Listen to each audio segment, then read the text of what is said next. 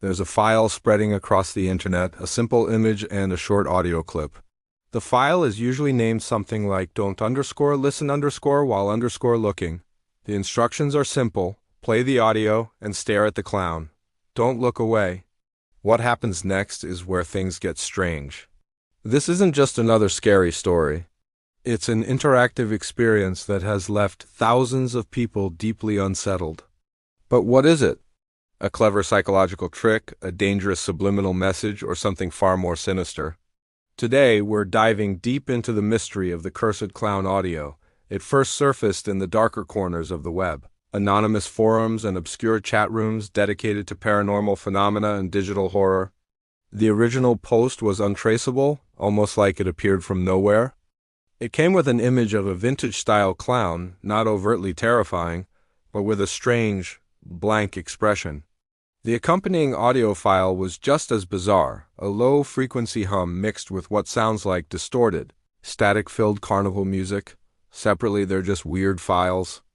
Together, they allegedly create a powerful, disturbing effect. The warnings were clear.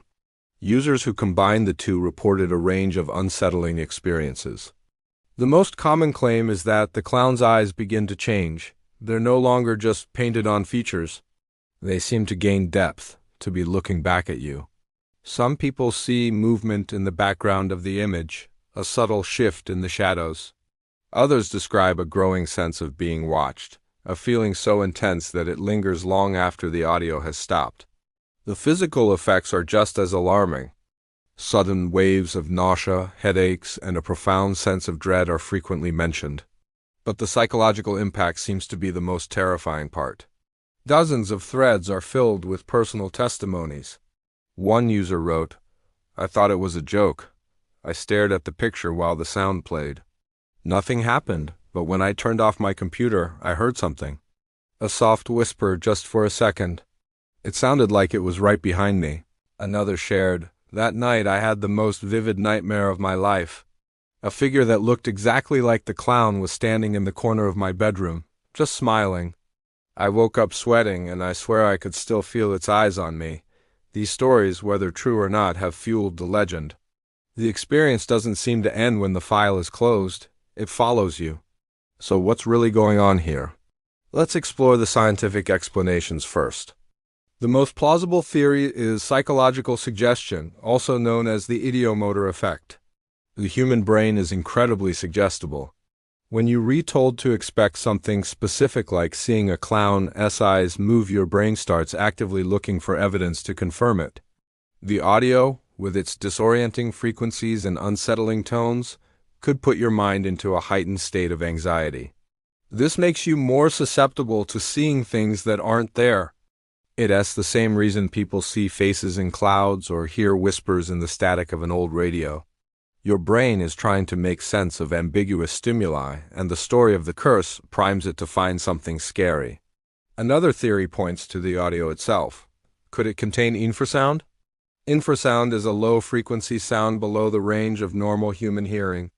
While we can't consciously hear it, studies have shown it can have very real physical and psychological effects.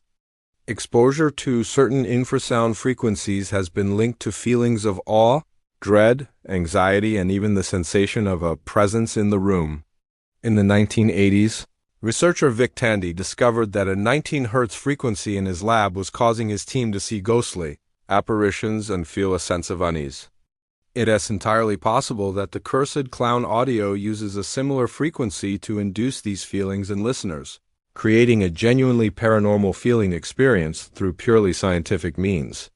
Then there's the darker, more speculative theory that the file is a form of modern-day digital curse, a type of mimetic hazard. In this context, a meme isn't just a funny picture with text. It's an idea that spreads and replicates itself. A mimetic hazard is an idea or piece of information that is harmful to anyone who is exposed to it. The curse isn't supernatural, it's the information itself.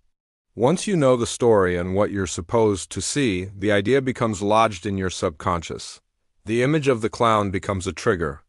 Every time you think about it, especially in a dark room or before you go to sleep, the associated feelings of fear and dread return.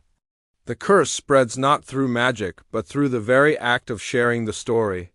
Investigators and debunkers have tried to trace the origin of the files, but with little success. The original image and audio are almost impossible to find. Every version that now exists is a copy of a copy, passed from one user to another. This only adds to the mystery. Has the original file been altered? Is the effect the same with these copies? Some argue that the elusiveness of the source is part of the legend itself, making it impossible to ever truly debunk. Every failed attempt to find the origin story just makes the myth stronger. The clown itself is a powerful archetype. Clowns are meant to be figures of joy and laughter, but their painted on smiles and exaggerated features can easily be twisted into something monstrous. This is a phenomenon known as the uncanny valley. When something looks almost human, but not quite, it triggers a sense of revulsion and fear. The clown in the image sits perfectly in this uncanny valley.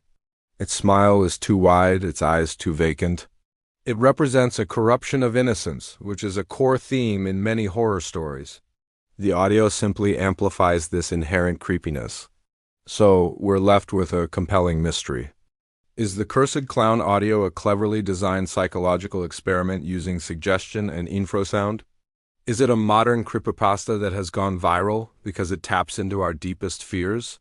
Or could it be something else, an artifact from a part of the internet we were never meant to see? The lines between reality, psychology, and digital folklore are incredibly blurred here. The file has become more than just an image and a sound. It's a shared experience, a digital ghost story told around a virtual campfire. Ultimately, the most frightening part of this entire phenomenon might not be the file itself, but what it reveals about our own minds. It shows how easily we can be manipulated, how our perception of reality can be warped by a simple suggestion and a disquieting sound. The monster might not be in the file. It might be in our own heads, waiting for the right trigger to come out. If the mind is the real monster, then maybe the scariest curses don't need anything supernatural at all. They just need you to look and to listen. Thanks for joining me down this rabbit hole. If you find these kinds of internet mysteries as fascinating as I do, make sure to like this video and subscribe to the channel. And let me know in the comments, would you be brave enough to look at the clown?